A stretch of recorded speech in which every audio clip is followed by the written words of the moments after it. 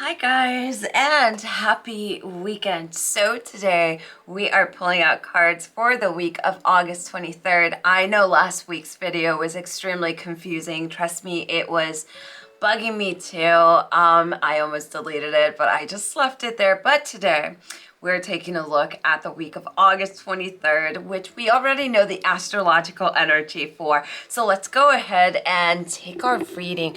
So as usual, if you're ready to get your reading with me, head over to lightwitchtarotshop.com and take a look at the readings. I always get asked the question, I'm not sure which one I want. There's a lot of readings.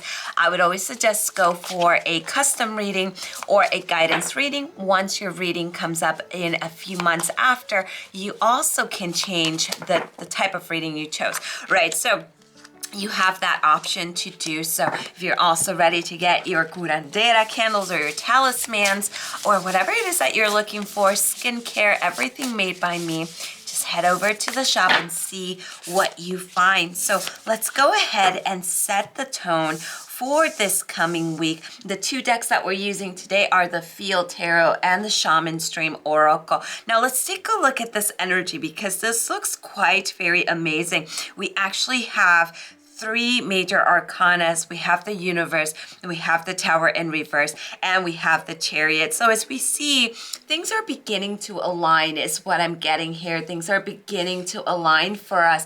And there is a cycle that's coming to an end, right? So the work that you've been doing will soon be done when it comes to this cycle, and everything will become aligned for you, including yourself, right? So once you get here, you definitely want to reflect on your journey, taking in the lessons, taking in everything that you've learned and releasing anything that doesn't serve you. Once the cycle is done, we go through that resting period, or what some people call the void, and it is the stillness. A lot of us don't like the stillness, so we try to fight it, but that stillness is actually necessary for you to really embrace the energy of what you went through, and also to let the breakthroughs happen. Usually after a major cycle, we go into the void. We kind of feel a little bit lost. We're kind of like, okay, so what now, right? So that stillness is actually very necessary, so we know where we're going next, so we get that beautiful breakthrough that kind of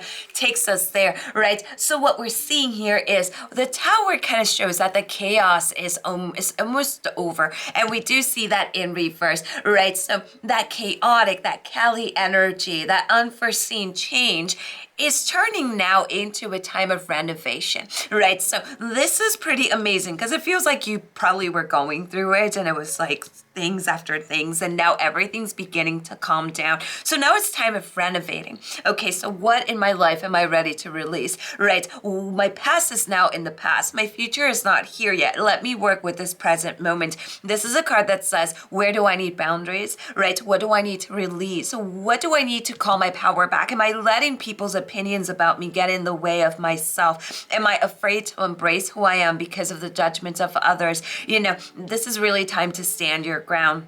This is really time to be proud of who you are. And even if nobody else understands you at this point, be proud of you. You've actually went through it. So this is a good thing. Now the Chariot, I love. We see the shadow, we see the light, we see the full moon. So we see the potential, right? And we also see working with both your shadow and your light, integrating that shadow, right? So the Chariot is such a beautiful card because it says, we are ready. Victory is about to be reached. See how something's going to come to an end, and this is going to be really good. You know, your hard work, your determination actually have paid off, right? And you're actually overcoming all the conflict that you thought you were never going to be able to overcome, right? So this is definitely a time to set intentions, to stick to your plan, but be open for the universe to move things around. So if your plan doesn't happen the way you expected it to, be open, because expectations are just the big problems. We don't want them to ruin this beautiful energy. Now, let's take a look at these two cards. What we see here is the Mindful.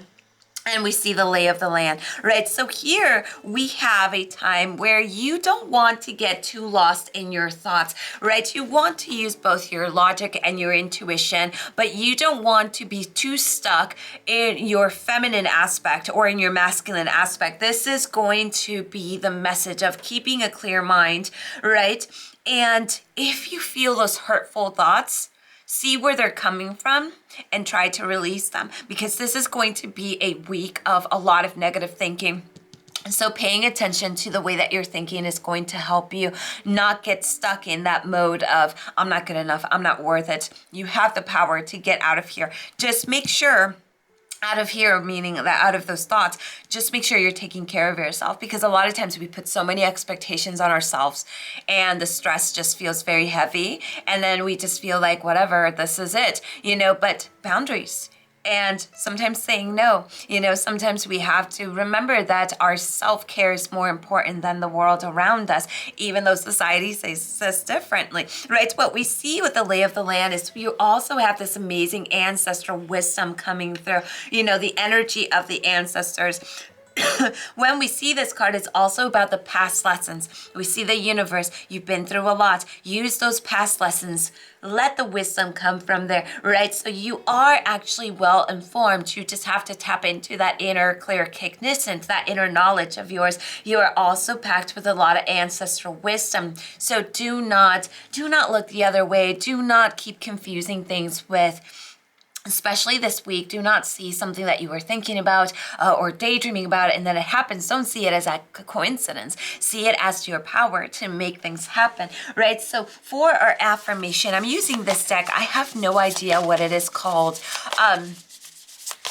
Let's take a look at the affirmation, the main energy of this week. So it says, yes, pray for insight. So it is going to be a week where we have to be very careful with the way that our mind speaks to ourselves. We're coming out of a major change, right? So we're very vulnerable. So our mind is either going to say, yes, you got this, or it's going to say you're going to fail. You don't have what it takes. With the planets this week, we have to be very careful with that negative thinking, right? So this is going to be a week to take deep breaths, see how your mindset is going, not focusing so much on the toxicity of, oh, positive vibes only. Let's just say it right now, fuck positive vibes only. We're humans. Anger is not a bad thing. Anger is medicine, okay? Sadness is not a bad thing. Sadness is clearing. So whatever emotions show up this week, nurture them and just release them. This is not an easy process. I know there's so many people out there talking about enlightenment and ascension and all these labels. It's just crazy. The road of enlightenment, if this is what people call it, it's not easy. It's not for everyone. It's not gummy bears and gumdrops. It is harsh. It is raw. But here you are doing the best that you can. And like Radiohead says, the best you can is good enough. So give yourself a pat in the back. I fucking love you. We've got this. Lots of love and light to you all. And blessed be. Bye-bye.